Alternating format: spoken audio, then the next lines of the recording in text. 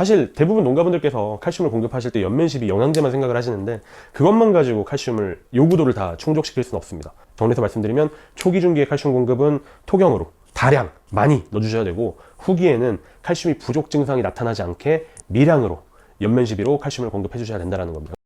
자, 칼슘인데요, 칼슘 같은 경우는 땅에 뿌리는 칼슘이 있고 연면시비로 이렇게 주는 칼슘 영양제가 있는데, 사실 대부분 농가분들께서 칼슘을 공급하실 때 연면시비 영양제만 생각을 하시는데 그것만 가지고 칼슘을 요구도를 다 충족시킬 수는 없습니다. 칼슘이 부족하게 되면 배꼽서금이라든가 끝서금 같이 과일의 끝단, 잎의 끝단이 팁번 현상이 오게 되잖아요. 칼슘 같은 경우는 즉각적인 반응을 보이기 어렵기 때문에 초기, 중기에 걸쳐서 충분한 양의 칼슘을 토경으로 주셔야 된다는 겁니다.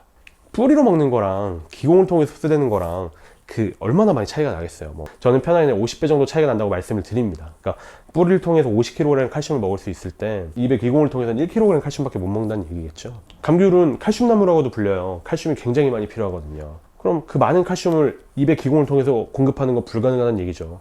당연히 뿌리를 통해서 공급을 해야 되고, 뿌리를 통해서 다량의 칼슘을 공급하는데 그 시기는 언제가 돼야 되냐면 초기와 중기가 되어야 한다. 초기와 중기가 되어야 되는 이유는 칼슘이 워낙 천천히 이동하기 때문이다. 그렇기 때문에 이른 시기에 넣어줘야 돼서 초기와 중기에 많은 양의 칼슘을 뿌리로 공급해야 된다는 겁니다. 야라 제품 중에 나이트라보라든가 칼시니트는 질산 칼슘입니다. 특히나 이제 질산 칼슘, 질산트질소가 들어있죠. 질산트질소가 100% 거의 질산트질소라고 보시면 돼요. 90%가 질산트질소니까 질산트질소와 칼슘을 초기와 중기에 공급할 수 있다. 참 머리 잘 쓴 것 같아요. 질소랑 칼슘의 공급 패턴이 되게 비슷하다는 걸 착안을 해가지고 어쨌건 이렇게 초기와 중기에 공급할 수 있는 형태의 제품을 출시했다는 게 굉장히 좋은 것 같고, 그리고 이제 칼슘 같은 경우는 세포벽 자체, 세포벽과 세포벽을 연결해서 저장성도 좋아지고 저항성도 좋아지게 만드는 건데, 그럼 팩틴 결합에 또 필요한 인제 중에 하나가 붕소거든요. 그러니까 칼슘과 붕소를 같이 공급하면 굉장히 시너지 효과가 나타나는데 굉장히 좋은 제품이죠. 질소와 칼슘을 같이 공급할 수 있고 토경으로 거기에 붕소까지 공급할 수 있다는 거. 다시 칼슘 얘기로 넘어가면은 그럼 이제 후기에는 어떻게 해야 되냐? 후기에는 칼슘의 이동성이 워낙 떨어지니까 칼슘을 연면시비를 반드시 해주셔야 된다.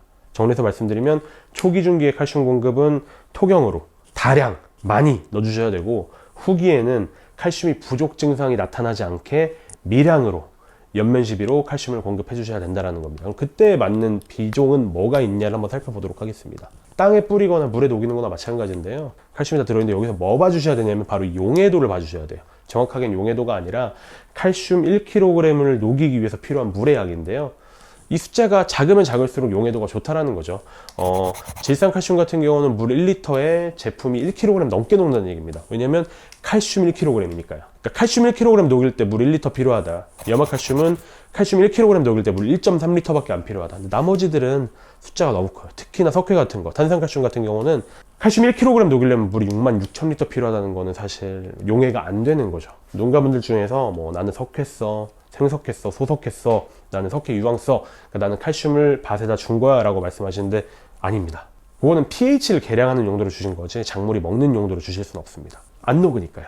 녹는 거 2개만 공급할 수 있는 제품군이 되겠다. 그럼 둘 중에 하나 선택을 해야 된다 라고 하시면 하나 질산칼슘, 하나 염화칼슘이에요. 뭐겠어요? 염소라는 친구 때문에 염화칼슘보다는 질산칼슘이 훨씬 더 맞는 비종이다라는 겁니다.